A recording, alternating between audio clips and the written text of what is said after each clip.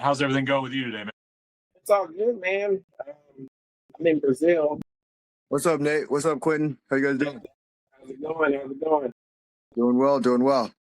Nate, this one is I know Quentin about as well as you know Quentin. Actually, you know him better because you actually got to speak with him live. Usually, the reason I say that, Quentin, usually I bring people on that I already know, and Nate gets to meet him for the first time. So now the roles are reversed. Quentin, to let you know, we don't have any questions in advance. There's no paperwork in front of us. This is a raw and authentic conversation. Sure. We're looking to tell your story. Obviously, we're called the Leaders Arena, so you're here because you're a leader in your field and in your community. So we want to talk about that. At the same time, we want to make a disclaimer to everybody in understanding that we don't know each other. And Clifford, this is one where all three of us don't know each other. So we want people to also understand that we want to showcase how to connect with a stranger and realize that not everybody is against each other. And we really want to show you that you can connect with a complete stranger within 59 minutes and find common ground. So I appreciate you coming on, Quentin. My name is Quentin McCain. I'm the co-owner of the Leaders Edge. Awesome. Clifford Starks with Starks Enterprises. So talk to me. All right, so Quentin, so you're physically located in Brazil. Talk to us about your business and kind of what it is you're doing in the day-to-day in 2026. Yeah. So my day-to-day, I'm a subconscious mindset coach. And my day-to-day is coaching leaders. Anything from anxiety, productivity, performance, even things like traumas, negative emotions, limiting beliefs. So that's my day-to-day. And I'm the co-owner of the Leaders Edge, where we have a small team of 4, where we also go into companies and do trainings on leadership, mindset, team building, things like that. So that's the short version. No, that's awesome. And what types are there any patterns of like larger types or industries that are more receptive and participatory of you, or is it just across the board? It's pretty much across the board. My business partner owned hair salons for years, so sometimes we get these groups of salon owners and beauty schools that we end up training the leaders and things like that. But overall, it's across the board. And then, so walk me through, like, without giving any of the secret sauce about what you do. Like, a lot of people, as soon as they hear that a subconscious coach, they kind of be like, "Oh, cool, what is that?" I'm actually one of those people. So, and tell me what a subconscious coach is, and kind of walk me through the philosophy and the strategy and what you do. Yeah. So when it comes to mindset, the conscious mind is the goal setter, right? And the subconscious mind is the goal getter. So our theory is that you can only get so far with change in your life if you're only going from the conscious level, which is why a lot of times, just an example, nothing against therapists, but talk therapy. It'll get you to a certain level just by having a conversation, being able to open up, vent to somebody, for example. But until you tap into the subconscious, where the root happens, right, where change really happens, in our opinion, long-term lasting change just doesn't happen. Can I share how powerful you are, Quentin? Sure. You be open for that? Awesome.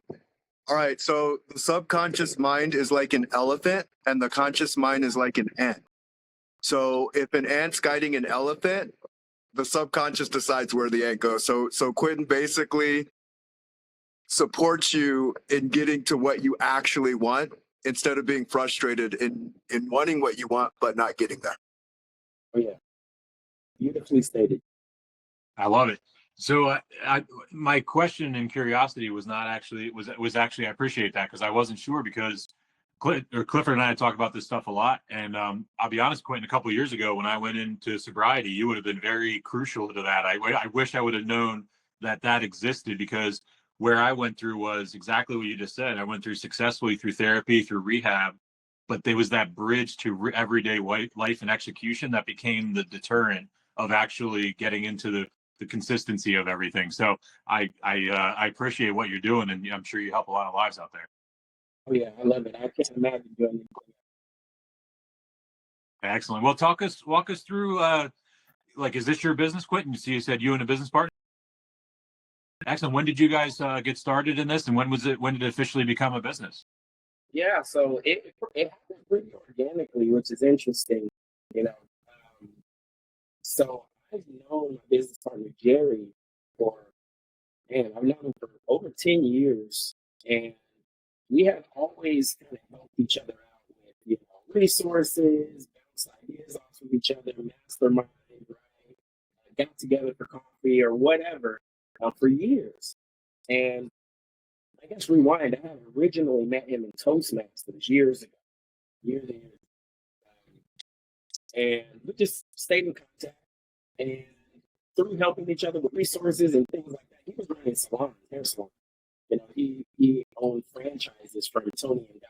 I'm not sure if you've heard of it, but it's international hair salon. And so he was occupied with that, but he was also doing coaching, right? And he would do seminars at his some of his salon locations, things like that. And through just helping each other out and being support for each other, one day he came to me and said, "Hey, we've been helping each other out so much and resources and all these different things. Why don't we partner up?" And to me, it was just like, I never even thought of having a partner, right? I'm just so used to just going after it, doing what I do, right? Being that lone wolf, like a lot of us can be in business, right? And I said, well, let me think on it. And it started to just make sense. It's like, well, we already help each other so much. So let's try it out. So now, we've been in business together for I think about 4 years. Out of the 10 plus that I've been doing this type of work. So I got a question because I think it's so powerful, the lone wolf. I'm a fellow recovered lone wolf, and I think Nate is too in his own right. Yeah. And I want to ask, like, what gave you the lone wolf mentality, and then what switched that to go like, yeah, maybe we can do a partnership. Yeah. Yeah. No, that's a great question. I think naturally I've always worked really, really good by myself. Um, I feel like I've been the most productive when I just kind of, zone in and do my own thing. Um, I grew up an only child, right? So I was used to doing my own thing in that way as well. I have siblings that we're close now, but I pretty much grew up an only child and I was always on my own, right? And I think that mindset just stayed with me throughout the years. And through personal development and through just networking, I am a people person. I realized once he asked me that question, that it's like, you know what? In theory, I know that you can get more done with a team, right? I just have never pursued that. So I was just open and it was the right time and we made it happen. That's awesome. That's awesome. Thanks for sharing that. Yeah. What in your experience so far in doing this, what do you think, without sharing anybody's names or anything like that, what do you think has been like the most impactful? And I don't mean highlight revenue, I mean impactful to you personally of an experience you had since you started this work. Yeah. Yeah. Can I share two things came to mind? Well, absolutely, it's your show, man. Yeah. So on one end, so a little bit of background before I got into coaching, I worked in the Arizona Burn Center for about 8 years as burn rehab, doing burn rehab. So this is ICU burn victims. So kids, adults, everything in between. And um, doing that, you get a sense of the human condition. You see people at their lowest, right? We're talking about physically hurt, and then all of the rest ties into it, the trauma, the everything, right? And through doing that, which is another story, led me into coaching because I just switched from helping people physically, from going from physical therapy and rehab to helping people mentally. Because of those experiences, I ended up doing a keynote later when I got out of the hospital for the World Burn Congress. which is the biggest gathering of burn survivors in the world. So it was in front of about 3,000 people. And just seeing how much it helped people there, it was just humbling, and a lot of the people at the Burn Congress, they said they don't even go out the house a lot of times, for fear of being judged and looked at, some disfigurations, things like that. And they say that conference is the only time they come out of the house once a year. A lot of people told me. And just hearing how deeply a lot of them were touched and just started shifting that mindset for them. I did a speech on self-image. Probably hundreds of people came up and books and signed books and took pictures, and just the stories that I would hear and people that I continue to stay in contact with after that was just super impactful. I'll never forget it. So that was one. The other one is I have a young lady who had been going through therapy and counseling for about 15 years for chronic depression and anxiety. And after about 3 sessions, she broke down crying and said she had the biggest breakthrough in anxiety that she's ever had. After 3 sessions, and she was crying, she's like, I just feel dumb. She's like, I feel dumb that I've been living with this, and it was that easy for us to get rid of it. And I said, no, there's no reason to feel dumb. You were doing what you could with what you had, right? And now we're at another level to do something different. So that too is just like, this work is amazing. I want to share, you said, because I get the frustration myself. I felt it as I've gone through my journey. And we were never taught that things were supposed to be easy. We were taught, we got to work. You got to grind. Do you want that A? Blah, blah, blah, blah, blah. And like, we hear it so much, we don't even think to question it. Like, well, maybe it is supposed to be easy. Yeah, that's a great point. And to piggyback off of that, one of the things I tell clients usually in the first session is get rid of the notion that change has to be hard. Yep. Because a lot of times what happens is you feel the change, we're doing things, we're following through with the process, and you feel the change, and people will talk themselves back into old habits. And they'll say, yeah, I do kind of feel something, but there's no way that can happen after 3 sessions, after 1 session. There is no way. I've been living with this for 5 years, 10 years, 15 years. To make themselves right, they're going to be like, no, can't be that easy, because then that would have made me, quote unquote, like the young lady said, feel dumb for being in that situation for all those years, losing relationships or whatever else happened in between that time. So I tell people, get rid of the notion that change takes forever, right? Change happens in an instant, and that's the instant that you decide, no more, right? Yep. I want to ask you, what do you love? Like, what could you get up and do without even any question? You just love doing it. Yeah, I mean, I'm full of joy, man. I love traveling, as we can see. I'm here in Rio de Janeiro right now. Been here about a month, and I feel like I can pick up and go anytime,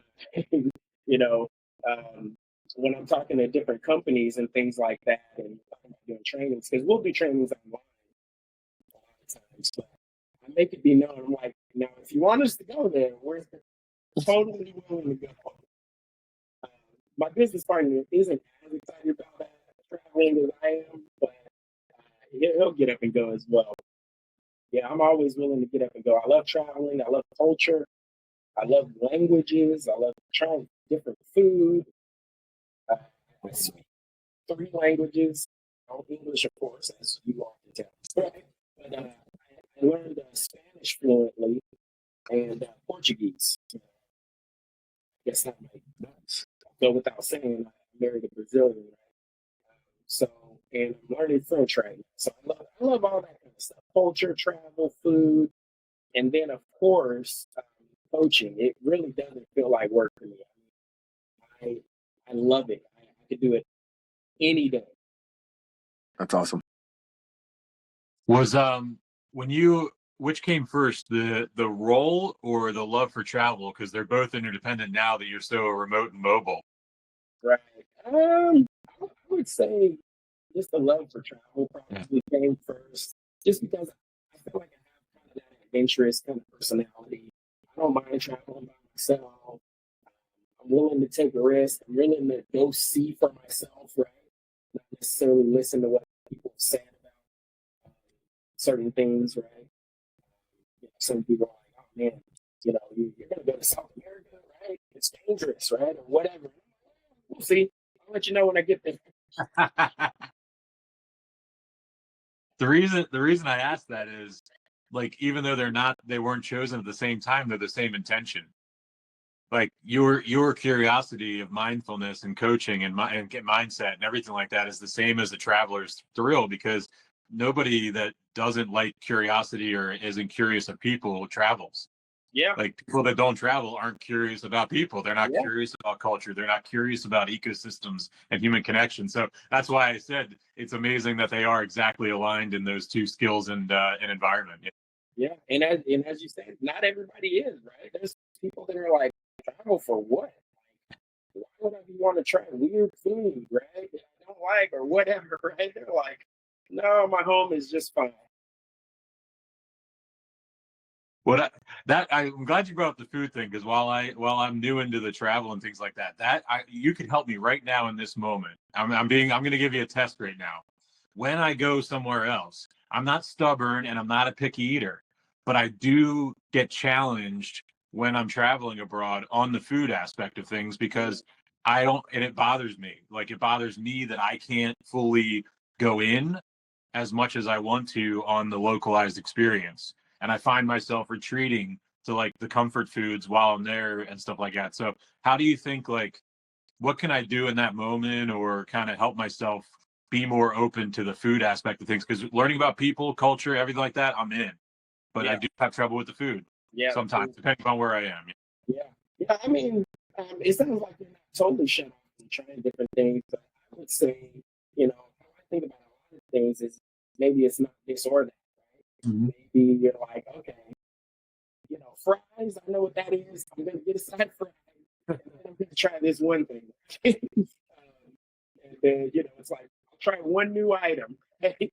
And so maybe it's not this or that. So you're not, disappointed when you try something. You're like, okay, that was horrible and waste of money, right? So you get something you like, and then you try a little something on the side. I'll tell you why I brought that up was I was in Jamaica and I was afraid to eat oxtail. Like, I just was like, and I ate lionfish right in the bush. Like, I was all about it right there. I ate the whole thing with a Rasta buddy. And I literally met the guy on the street and he took me up in the bush and we started cooking lionfish together. It was like a movie. And eventually the tattoo will be on my body. But when it came to the other part, though, I was like afraid to eat oxtail and I was afraid to eat this. And I'm like, why am I like running through this thing where, like, I'm willing to eat a poisonous fish and trust this guy that's cooking it in the woods, like, versus like adding actually. And then fast forward, I end up coming home and then a Jamaican friend makes me oxtail, doesn't tell me, and then I end up eating it and loving it. And then those are the moments where I get frustrated when I'm in it. And I'm like, why did it just slip in today? And I was cool with it, but I was like fighting it internally over there. Right. No, that makes sense. I mean, also, fish is something that's a little more common. Right? Yeah. And, when we get fish, no matter what kind of fish, we can generalize, right? And be like, okay, fish, right? But, it just seems a little foreign. Yes. And, our imaginations can go wild. We get to imagining, okay, it's freaking tail, right? On this big old, that kind of stuff can mess us up, right? Imagination. It can work for us or against us. And by the way, I love stuff. Like one of my favorite things ever. I love it. I love it now too. I never turn it down anymore. I'll tell you that much. Yeah. Oh, yeah. I like oxtail. Have either of you ever had tongue before? Tongue? I draw the line there. I'm afraid of it. Yeah, that's the one thing that I have not like. I'm like, tongue. Yeah. Yeah, I've had it. Yeah, I've had it. And I like You it like too. Yeah, Okay. Nice. you'd be surprised how many things I've tried. You know, yeah, I've tried a lot of things. Yeah, oh, yeah, them tongue tacos. Oh yeah. What's the craziest thing that you're open to share that you've tried? Now I'm really curious. Um, I don't know what the craziest thing is. Let me. Well, it's not that crazy, but I've tried chicken feet. Okay. Yeah, here in Brazil. I've tried pretty much everything on chicken. I've tried chicken hearts. What do the feet and the hearts taste like? You know what? That's one of the things, maybe because of visual, that I was like I don't really want to try the chicken feet because it's funny. So I tried it here. I think it was last year in Brazil because my wife's dad, he was like, "Hey, have you ever had chicken feet?" And I was like, "Chicken feet? No." Right? Why would I ever have that? And he's like, "You never had chicken feet?" I was like, "No, never had it." And I was like, "Does my wife like it?" He's like, "She grew up on chicken feet." And I was like, and he's like, "I'm gonna make you some chicken feet one day while you're here." And I was like, "Okay, well, don't think too hard about it. Don't." Totally fine, right? And he's like, "No, I'm gonna make it." I'm like, "Okay," but then I'm like, he's gonna forget. He's just talking. And literally one day, we're at my mother-in-law's house, and that this isn't normal. She typically, it's Latina family. Uh, they make food when you come over, right? And it wasn't the first time, so they made a bowl of whatever, and they set it down for me. I'm like, "Oh my gosh, this looks amazing," you know. And it was like a soup, and there was like cheese in there. There was like all kinds of stuff, like okra in there and rice, and it looked amazing. And what looked like chicken was in there, and I'm eating this, and I'm like, "Oh my gosh, like this is one of the best soups I've had." And our dad's sitting there like watching me, like excited. I'm like, "Oh, what's going on, man?" And like literally as he's standing there, foot from my face, I go in and I see just like a foot, And I was just like, "This is it? I didn't know this was a chicken feet." And it's a foot. Like you can chop it up or like make it unnoticeable in the soup, but no, it's sitting there. It's a chicken foot, and I have it in my spoon or fork or whatever I was eating with, and he's just like waiting. And I'm like, "Okay, I can't disrespect this man's cooking right now."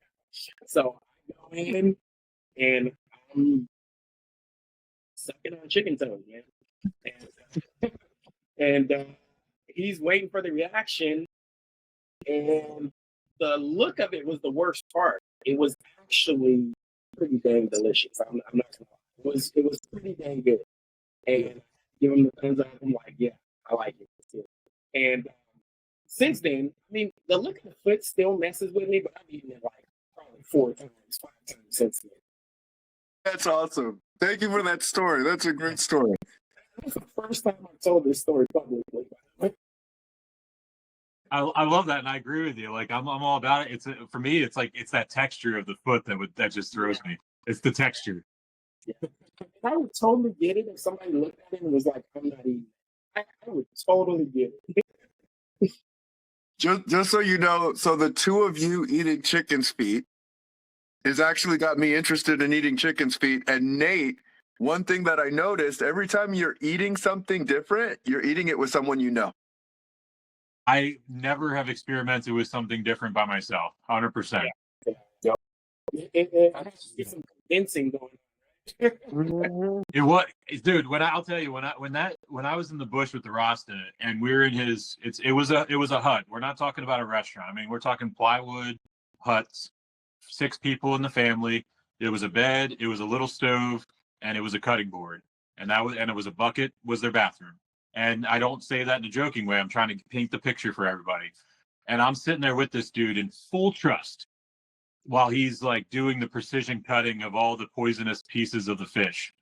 And it was that moment that I really was able to release myself from like my own anxiety. And it's a moment I will always remember, because literally as we're doing this, there's mice running in and out of the thing. They're running around the other side. And again, I'm trying to really just let everybody see. And it wasn't, I wasn't skeeved out. I wasn't grossed out. I was present, and I was like, this is different from what I'm used to, but that doesn't make it wrong, is what I kept telling myself in my head. And that was like, that experience was something I'll remember for the rest of my life. And a lot of people will be like, it was just a fish. I'm like, no, it was everything else about it. It was experience. It was standing in, honestly, I'll go back to that. I mean, being in America where we are and then going there, it was standing in that shack and thinking about my kids and like trying to get ready for school in the morning, or little everyday tasks. And these people had the most positive outlook on every aspect of their life. And yet they didn't have that much. And it changed me moving forward. Like, I immediately after that, not as a reaction, I immediately started shedding materials in my life, because I was like, these people are doing this with nothing. I have this, but I don't even need this. And what is this? This is distracting me from what they have. And what they have is presence and community, because they don't have a 27, or not 27, a 46-inch screen on their wall distracting. There's no televisions there. There was no Wi-Fi. There's barely reception to communicate effectively to each other. And the way they pay for it, they only communicated when they had emergencies. Mm-hmm. If they didn't have an emergency, they walked to their next door neighbor's house and talked to their next door neighbor. That was the piece that got me, was they didn't text their neighbor. Like, we went from like cooking this food, within 30 minutes, there was 50 people outside that shack. So that's the piece. The next piece is, the next part of painting the scene is, they whispered to their two kids. Their two kids ran up the street, let all the other houses know that we were having a feast. And then all of a sudden the big pots come out. Everybody starts coming with their pots and pans from their house. And then they're cooking their stuff at their house. And within 30 minutes to an hour, we had picnic tables lined up. And it was the Thanksgiving dinner of rice and beans and everything that everybody had in their shacks. And they brought them over. And we just had a community moment. And that, Clifford hopped off for a sec. But yeah, I immediately started shedding materials in my life. And I made the choice in that moment too, that I didn't want to ever have a business that was bigger than my backpack. And in that sense, it was because you can handle what's in your backpack, and you can still be present, because when it gets bigger than your backpack, you can't handle it anymore. You can't be mobile. You can't pivot. And that was all way before Clifford. We were talking about with Dr. Stan that time about pulling the bricks out of your backpack. That was what that was all tied to. And that was that moment that I started shedding those bricks out of that backpack. That's really cool. And it all started with a fish. It all started with a fish. And that's amazing, because I have the same somewhat of an experience, living here in Brazil, is that it's different, right? And there's things that I don't do when I'm in the States that I do just naturally here now, that I have to get used to. For example, where I'm at here in Rio, I can pretty much walk to anywhere I need to go, right? I don't have a car here in Rio. Not yet. I may get one. I'm thinking about it. But honestly, you don't really need it in your day-to-day. I walk to the store, walk to the supermarket, you can walk pretty much anywhere you need to go. And it's normal, right? And when I'm not walking somewhere, I'm taking an Uber somewhere, right? And it's just like letting go of some of that control. I can go to the store down the street when I'm at home in Phoenix, and it's a 3-minute drive, and I'm still gonna drive. Right? I could walk, but I don't. Right? And you just learn, like you said, shed some of that, and just experience, what you're experiencing where you're at. That's so cool. I think the biggest cultural shift for me sometimes is the presence. Like, when I go to other countries, people are just more present. Like, when they say how you doing, they actually mean it. Like, they actually want you to engage in a conversation, not just appease them in the passing by. You know, I have a notice. So the woman that Quentin worked with saying I can't believe it was this easy. This is what I noticed in America. I do my best to stay as present as I can. And I also realize we get pulled in a million different directions and we don't even think about it because it's our normal. Yeah, no, that's totally true. I forget the number, but like when we were growing up, Quentin, you look like you're about the same age as me and Clifford. And when we were growing up, just think We about all look like we're in our 30s, just saying. Yeah. I was gonna say 20s, but that's cool. Okay, it's 20s works. Oh, man. But it what you just said about the presence and everything like that, like think about when we were kids. Like Quentin, where did you grow up in the US? I grew up in Phoenix. All right. So yeah, you guys, so you're both Arizona guys. So yeah, when you were growing up, like we had a couple billboards and you had a radio ad every once in a while that had a jingle that would stay in your head, but it wasn't the 60,000. I mean, that number is the last number I heard was depending on where you are in the United States, you could be hit with 60,000 advertisements in a day. I mean, it blows me away. And then growing up too, like you think about just the subtlety of a billboard. When we were growing up, billboards weren't digital. Like you put one ad up and eventually that ad would become white noise. And I sold billboards back in the day. And like, you know, we told people it was the greatest thing in the world. But at the same time, once somebody passed that billboard 4 times, they stopped looking in that direction until the next month or the next quarter when the color changed, and then it would draw them in, and then they would watch it 4 times and then go away. Now, they're setting laws for us not to text and drive, but then building distractions on the road for us. So it's like, put your phone away, but we're just putting 100-foot phones up on the side of the road for you to like continue to look while you're driving. Yeah. No, the screens in the cars are getting bigger. Look up into the left, right? Yeah.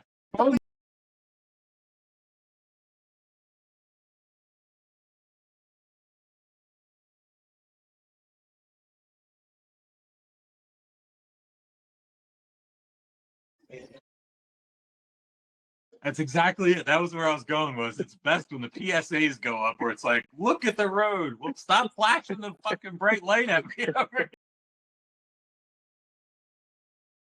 We're a society of ADHD fiends. Like, don't go flashing lights around me. I'm gonna look. I will say that part is crazy out here in Brazil. They drive pretty crazy out here. You know, they're on a bunch of those like little motorcycles. The thing, Yeah, and I see them texting while they're on their motorcycle. Everybody's walking though. Because I'm feeling like, screw that. I'm going to walk. I know, right? That's why there's so many people walking together, and they're like cutting in and out. Like, but it also, though, you don't see that many accidents. I think they just understand the flow of it, right? But I see like babies in the front of the motorcycle. You know, they got them sitting in the front. They're texting. They're texting traffic. The driving part is pretty crazy. Maybe that's why I haven't gotten a car yet here either. Right? Subconsciously, I'm like, we need.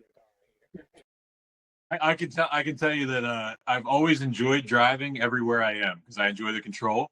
But I'm with you there, and I can tell you 2 different times in 2 different countries I happened to be driving by a school when schools let out, and that was the most nerve-wracking because and again, not picking on this, painting the scene.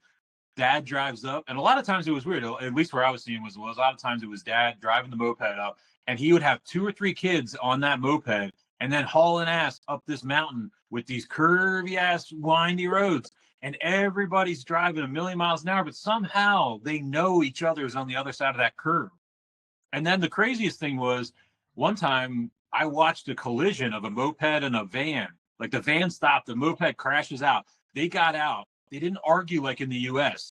He literally, we're the car right behind. And he's like, are you okay? And he's like, yeah, are you okay? Yeah. They looked. They're like, we're good. They literally hugged, picked up the moped, and then they all just disappeared and went on their way. And I'm like, wow, nobody was bothering, calling the cops. Nobody wanted to sue each other. Everybody was just like, everybody was fine. Nothing was wrong. Let's move on with our life.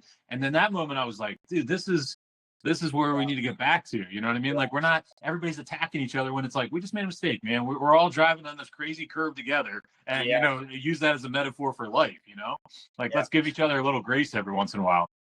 Yeah, I agree. It's same thing here. You know, I've seen very few accidents, but I've seen a couple. And same thing, they were just like, oh, you good? It's all good, right? I know we all drive crazy. We all usually get it, but hey, it happened, right? So it is interesting seeing that those cultural differences, and I think we do need to get back to that. Even, you know, we talk about so much of the technology and all of these things, but one of the coolest things that's super simple that I see here in Brazil is at the beach. I was with my wife and we were at the beach one day, and all of a sudden, all of these people just start clapping right, on the beach. And I'm like, what's going on? And then more and more people join in and start clapping. And I'm like, what is going on? I thought maybe like somebody proposed or something, and they saw it, and I'm asking my wife, like, what in the heck is going on?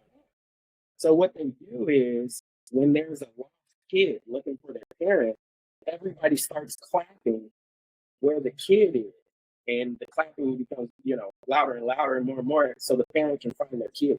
And I was like, okay, that's super simple. Zero technology, right? And it freaking works. And now every time I see it, I'm like, yeah, this is cool. I want to record it. So, yeah, I just thought that was really cool. Just one of those things, those cultural differences, like, okay, that's pretty simple.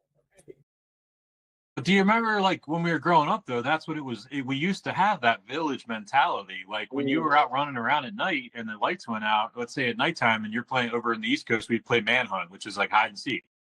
And if you were in the wrong neighborhood or you were in the wrong backyard, you know, or you were out horsing around with your friends, that neighbor called your parents and were like, yo, your kid's acting up, you know what I mean? Or whatever. Or they took care of it themselves and like called you out, you know what I mean? And then, and that's where I think we did lose that. We lost that because, you know, you don't get, I'm a parent of kids, and I've never gotten a phone call from another parent that my kids do anything. And I'm not one that pretends my kids are angels. And they do watch the show and listen. So they were laughing probably when I say that. It's like, you know, I wish I got more phone calls where it was, because we're not always around our kids, you know, and it's like, I'm not a free range parent where the kids can run rampant, but at the same time, you know, I know it's easy to say, let's get back to that village, but I think what happened was, well, I know what happened. We were a village when we were growing up, and with the subtleties of the tribalism was very subtle. And now we're in a place where the village has become multiple tribes, and now that's divisiveness. We evolved from that, not in the best way, I think, sometimes. No, that's so true. And when I was growing up, same thing.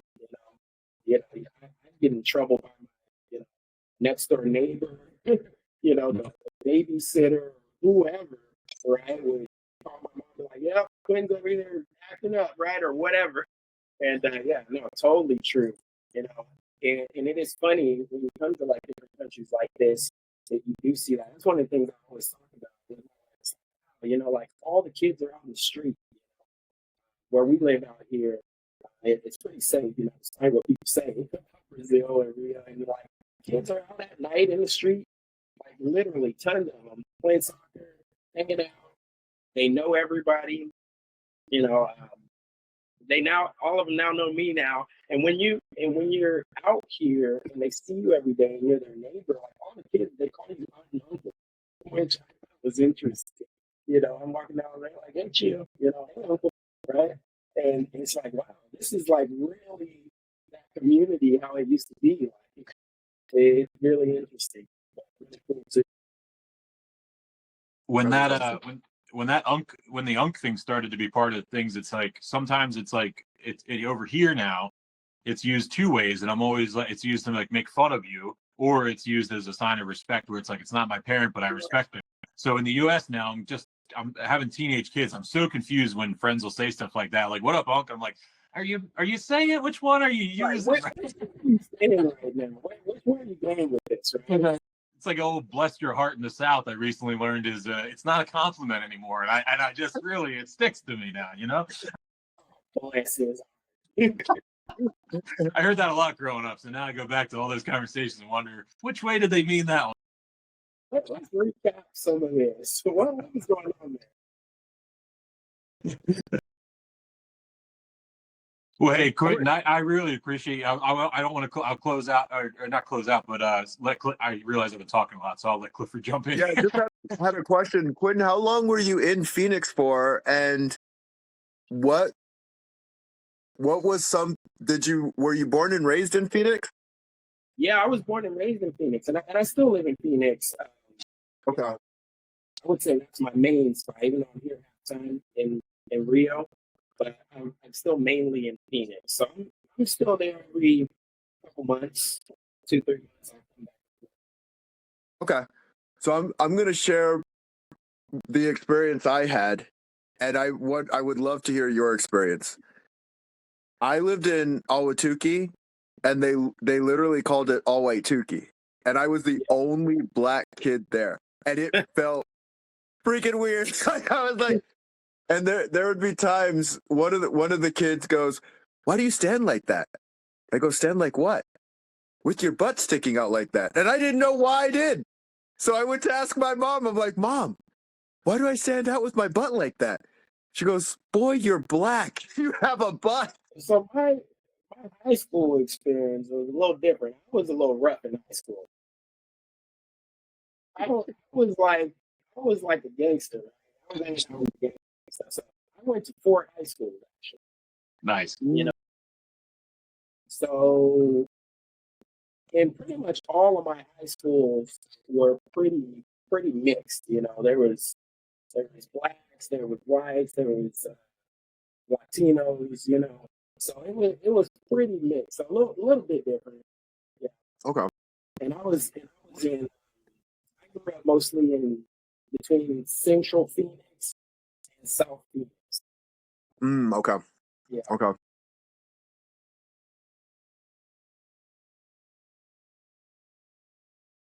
When do you come back out to Phoenix ever? I was I've only been here a month this time. Let me yeah, hook up with me. Yeah, let's get together. Very cool. Awesome. And where are you at, Nate? I know you mentioned. I'm in Pennsylvania and West Virginia. I rotate back and forth on the road all the time. Okay, yeah. I travel quite a bit, so you know, I've been to Philly and everywhere in between. That's where I was born. Yeah, I'm born there and then moved out to West Virginia when I was younger, and then went back for college in Philly. Stayed there for a few years. Now I toggle between the two. Yeah. Now you're in West Virginia again. It depends on at this moment I'm in West Virginia, but Okay. literally 3 days a week I'll be in PA, and the other 3 to 4 I'll be in West Virginia. I'm constantly on the road. Nice. Yeah. Some of these episodes I do in the car on the side of the road with Clifford. There you go. Yeah, I've been almost. Well, I don't know if you call this almost all the states, but maybe like 36, 37 states. So I would say almost all of them. That's good. So you That's you awesome. can see that if you go to all those states, you'll see that. Like I travel around the country a lot too, and it's like, but I intentionally go to I've been everywhere. I love national parks and all that stuff, and that's what I mean is exactly like somebody who like yourself that's been to every state. Every single state is different. Oh yeah. And I know that sounds stupid to say. It sounds rude, like basic, but it's true. And I think it's so much deeper than what people realize is the priorities are different. The perspectives are different. The life experiences are different. The environments are different. And so everybody like when we say things as a national thing or as whatever, we have to understand that there's 50 some different interpretations from 50 some different communities of whatever that same sentence or that same directive is. No, I totally agree. I totally agree with you, and it's not stupid at all because even being here, you know, naturally, a lot of people how's the United States? You know, they're asking me, you know, what's it like? I'm like, well, I can give you a generalization, but really, it depends on where you go. That's so true. Depends on where you go. Arizona is totally different from West Virginia. And even West Virginia, you go to different spots in West Virginia, and you can be in a coal town that's all shacks and shanties in the holler, and then you go a couple of hours north in West Virginia, and you're in one of the most beautiful art communities in the world. It's like it's everything's a duality anymore. Yeah. I think that's where we can't broad stroke anything anymore. That's also why, you know, I don't really buy into a lot of the generalization that happens, right, throughout the world, right? You hear people doing it all the time. Well, this political party is this political party, or that country is this. Brazil is dangerous, or whatever it is. First of all, it's one person's perspective, right? Opinion. Secondly, when is there ever any absolutes, right? This person or these people are this way, right? Yes, there's some rough sides down here in Rio, right? But there's some rough sides towns in Phoenix. There's a rough towns in Philly. Right. And there's also beautiful beaches here, right? Beautiful scenery, all kinds of things, right? Just like, in Arizona, you go to Grand Canyon and see one of the wonders of the world, right? So there's always multiple sides to it. I think too many people want rubber rooms. Yeah. And some people deserve them.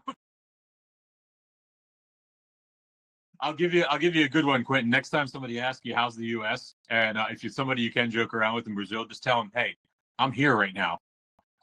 Right. Meaning I'm not there. Right. I'm here. It's like, but that's funny because a lot of times, not everybody, but some people are like, man, that's my dream to go to the U.S. And they'll be like, why are you here for 2-3 months? They're like, we want to go there, right? Yeah, Yep.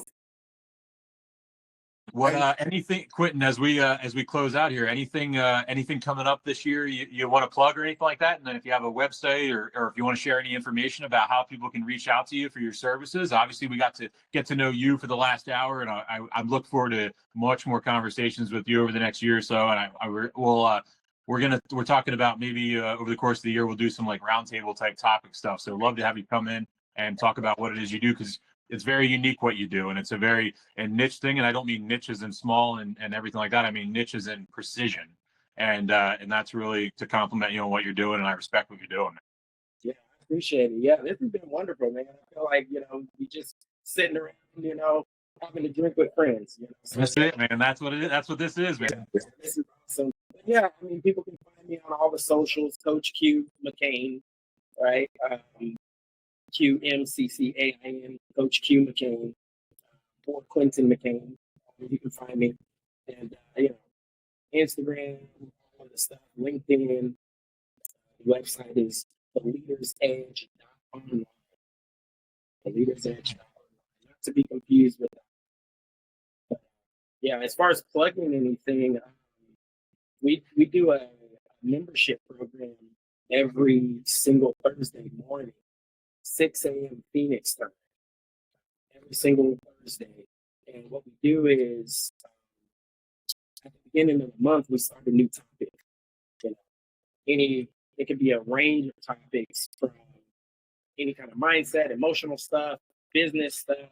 It's a personal development membership group, the Leaders Edge Accelerator membership. And at the beginning of the month, we start a new topic, and we break that topic down over 4 or 5 weeks, depending on that month. So it's not just like you learn it and you forget it the next week. So the first week we do straight teaching. And the second week we do a breakdown of that teaching. And then the third week we do a mastermind around it for internalization. And then the fourth week we do a Q&A based on implementation. So definitely invite anyone to send me a message, and send you a link, and you can just check it out, and if it's something you want to do, get you signed up. Nice. Clifford, if you want to do any closing out, and then I'll wrap it up. I want to say, Quentin, thank you for coming on. It was an absolute pleasure. You have amazing stories, sir. And I also want to say, life's about just being a better human as we go through this journey. He's a leadership coach, and not just a leadership coach. He's much more than that, but we do similar things in some aspects. And I was perfectly fine with that. And I'm so grateful that I had him on, because I got to learn so much about another individual. And in life, go learn about people, guys. Go learn about people. Go have fun. Go experiment. Go do your best. Go show someone your vulnerable side, because you'd be surprised what you get. Absolutely. And I'll come in with the rougher side of things. Everybody, hold a door for a stranger, look people in the eyes, stop being a piece of shit out there and start reaching out to another person, because there's more that connect us than that divides us. So as we just heard for the last hour, we are a village. It takes a village. We are not a bunch of tribes. We need to remember why we're here. We're here to connect. We're here in this beautiful and destructive journey of life. And we're all just trying to figure it out on the curvy roads in the moped together. So Quentin, thank you so much. And I want to give you also, I want to give you the compliment as well that there are no scripts. There is no agenda. We've never met. And if there's anybody that says like nobody understands me, then you need to spend some more time understanding each other. So, hey, everybody, you two have a great rest of your day. Everybody else out there, keep listening to us. And this is the realest thing on the internet. And we couldn't be more proud to introduce Quentin to the world. All right. Appreciate you guys. Appreciate you. Take care, man. Take care. Thank You guys.